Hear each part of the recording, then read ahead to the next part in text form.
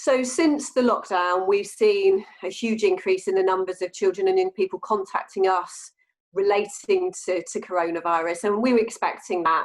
Children are concerned about the impact that it's having on them, their families.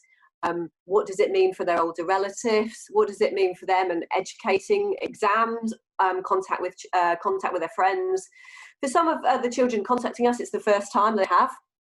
So they feel they might not want to take their worries to their parents because they're dealing with all of the stuff that's going on at the minute. We're hearing from children that, who are really concerned about their parents. The parents have may lost their job, be worried about finances, be checking social media or the news constantly. And yes, children don't want to add that extra burden to parents who are already under pressure, so are turning to us for advice and support in this time of crisis.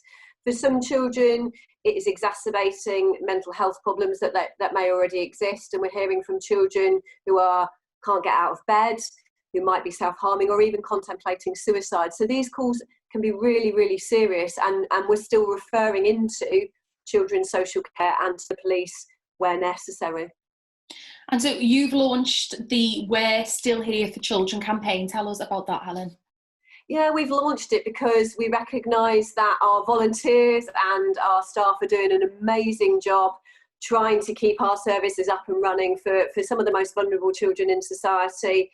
And we need financial support to help us be there for all children when they need us. We want to buy new equipment for our staff working in our centres who perhaps now need their own personal headsets to avoid contamination, likelihood of transmittance of COVID. So we're wanting to make sure that we can be there for all children and to make it as a safe environment for our staff and volunteers as is possible.